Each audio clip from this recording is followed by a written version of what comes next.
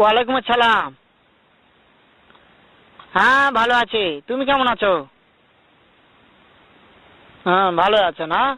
আচ্ছা তুমি কার সঙ্গে আছো? ওই মাদার চোদের সঙ্গে। ওই মাদার চোর তো এতই হারামজাদা। ওই শুয়োরের বাচ্চা, ওই তো লটির বাচ্চা, ওই সাহাচুদির বেটা মাগিল লিছা, এতই মাগিল লিছা। ওই হারামজাদের আমি সামনে পাইলে একটা এমন একটা চটকানি মারবো, শালা মাদার চোদ। শুনো, তবে কি আছে, ওই মাদার চোদ ওই জায়গায় আছে নাকি?